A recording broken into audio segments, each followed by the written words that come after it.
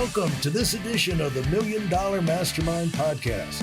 This is where we pick the brains of high achievers from all walks of life and get their hard-earned, real-world insights on winning. I'm your host, Larry Weidel. How important is it to be competitive? What do you see about the competitive nature? Because I've seen you, one thing that you categorize people, when we're talking is like, do you have some A level or top level people? Not everybody's the same, right? Right. Yeah, but everybody's got hidden talents. I mean, everybody, and especially when you get into some of the strength sports, it's not like bodybuilding where you probably got to be a little more genetically gifted for sure to be a bodybuilder, where in a strength sport, it's like, hey, you can be epically bad at some things that are required for competition, but you're also going to be good at something. So like there's nobody can be bad at all three power lifts. You may be only good at one of them, but you never know. I never was great at any of them. Like any competition, when I'd go to nationals or worlds, and it's like, yeah, pretty much somebody is always, and maybe multiple people, they're going to out squat me, they'll out bench me, they'll out deadlift me.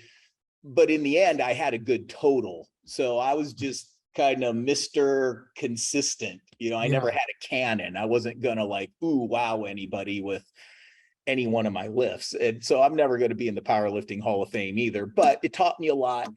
It makes you think three-dimensionally. You got to balance it with life. So as you're, again, wasn't academically the sharpest tool in the shed either. School was not my favorite thing. So you worked really hard in school, you worked really hard lifting, and you just didn't make excuses. You showed up, you didn't skip for any reason, whether it was school, lifting, or work, and you just put your head down and you set goals and you just worked.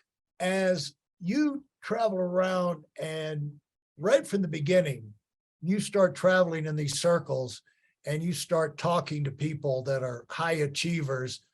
What do you remember now that stood out to you then? I can honestly say, would you say that, and there's a lot of people that don't get support or they get torn down before people build them up.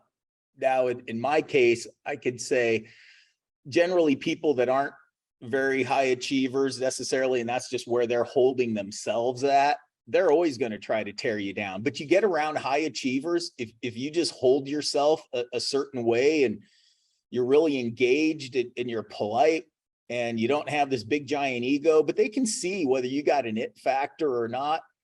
Like the high achievers and successful people were always way nicer and way more helpful, even when you were at the novice of novice levels. Like the high achievers were always like, what can I do to help you? Now you had to go find them because they definitely weren't in my sphere of influence, but I know you do some grunt work early on, it's you actually worked some of the powerlifting meets, you weren't lifting in them. And, just some of the people that you were just like, holy cow, and wow of what physical specimens they were, like they were nicer to you than everybody else was. So, and you just got to look for those. And then if somebody shoots you down, like you said, you got to have a certain amount of successes, but most people have a lot of failures. They just are a little desensitized to it, and you're looking for that one or two positives that can carry you just that next level. Yeah, it's amazing. It does help you absorb the sting of unnecessary criticism when you realize most of the people that are throwing garbage at you, they're living in a garbage pile. Yeah, more or less. And a lot of them put themselves there. Right. Some people are born into really unfortunate situations, and I don't take that lightly, and I am compassionate towards people like that. I'm in the help business, whether on the clinical side and outside of that, there's a lot of devastating traumas in the world, but you see so many people that had it 100 times worse than I did. And you are looking for examples when you're not born with advantages.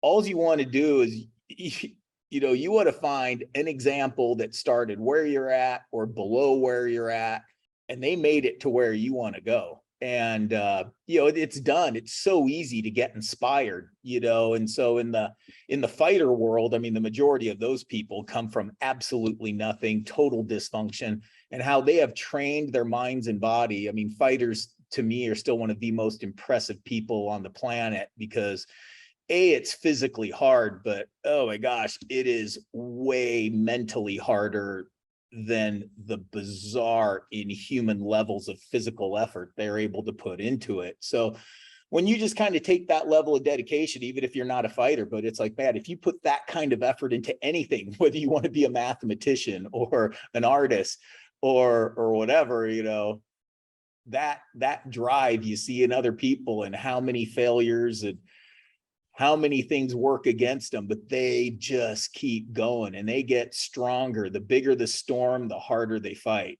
And there's a thing I just saw this. Showtime has a documentary on McEnroe, and it wasn't always pleasant. His father was a mad driver, was never good enough, and but it did. He said, just once I'd like to walk off the court and have my dad, who was his manager, say, great job, son, unbelievable, and then not follow it up with more tennis talk. yeah, be a dad for a while.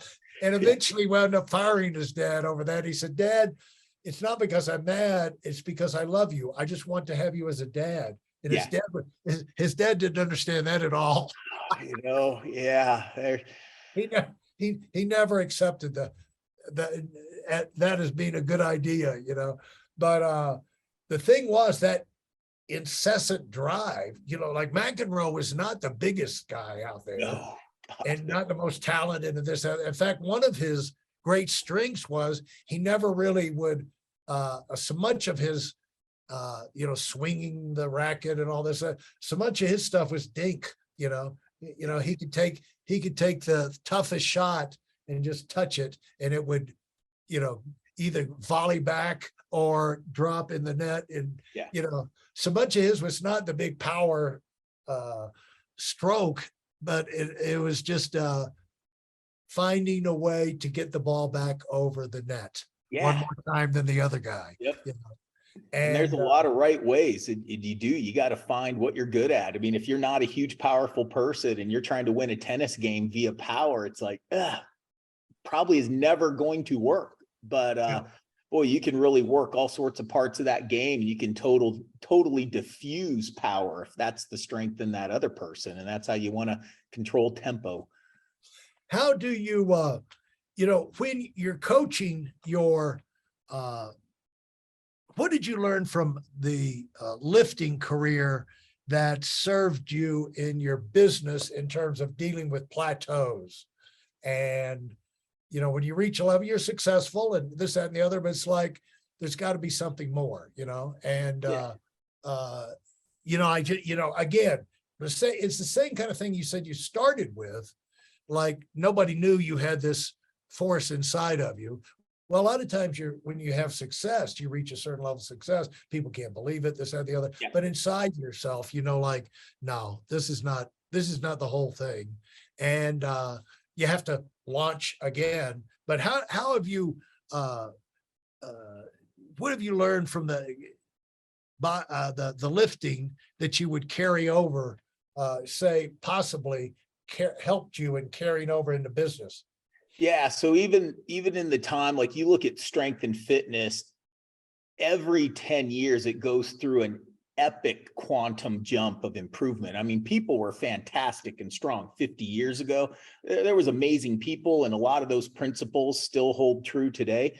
But you just see that evolution of it. And make no mistake, like what took me 14 years to win one world title, I could coach somebody else in 4 years to win that world title. I mean, most people do. So it took me a lot longer, a lot more dedication, than it does the average person.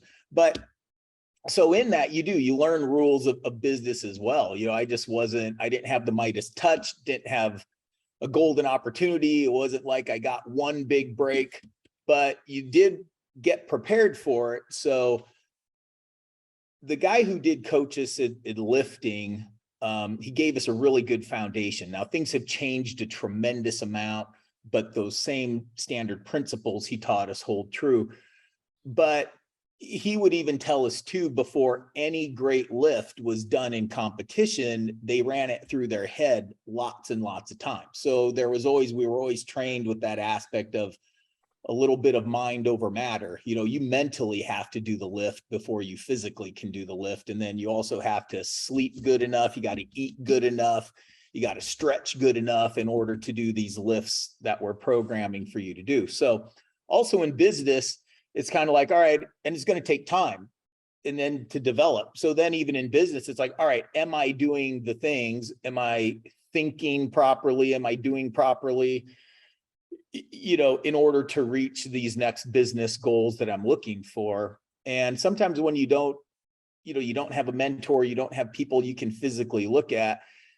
One thing I always had to do, because I had help, people that helped me out some, but I was an observer. So I would just really hunt and look for people that were successful, that I thought were really good people, and they had personality characteristics that I really aspired to. Yeah. But yet they had success that, so they were a combination of maybe financial success or strength success, but they also had a personality that they held themselves in a very positive way. So in that aspect, you just score yourself regularly. Am I doing these things? Am I doing these things mentally? And, even in the gym, there were certain days where, God, especially when you're in chiropractic school, you're taking 30 hours of classes. That's not even studying or labs. So there's times you're sitting in a chair for 40 hours a week in class. That's not even studying. And then you got to do your homework on top of that. Plus, when you're born poor, I was working 20, 30 hours a week. Thankfully, just at a gym watching the front desk. So basically, I just got paid to study. So that was, otherwise, there's only so much time in a day. And then you turned all that off. And I had a group of guys then in chiropractic school. So that helped, as we're talking about, well, how did you keep motivated? So, training in high school in that barn that was freezing cold or super hot, that lasted a couple years. And then I went to college, and that was a new training crew and other people that were really competing at a national level already. So that kept it very fresh. You were motivated. Now you're around people at a much higher level than you. And so that stayed for how many years? And then I went from there to chiropractic school, and I ended up going to Atlanta. And one of the main reasons I ended up picking going to Atlanta is Coffey's gym was only like 2 miles from the chiropractic school. And Coffey's gym was world famous for pumping out elite strength athletes, whether it's Olympic lifters, a lot of power lifters there, some bodybuilders, a little strongman, but that was, again, a whole nother group of people. And I never wanted to be the strongest person in the gym, and I wasn't. So I never trained anywhere where I was the strongest person in the gym. There's different classes, different weight classes, open divisions, drug-free divisions. So I always definitely was striving to be the strongest in the world in my division, but I never wanted to be the strongest person in the gym. You're just another regular guy. And I'm squatting with people, spotting them regularly who are squatting 1,000 pounds. And I'm trying to do, mid sevens and get as close to 800 as I can, to be realistic about it.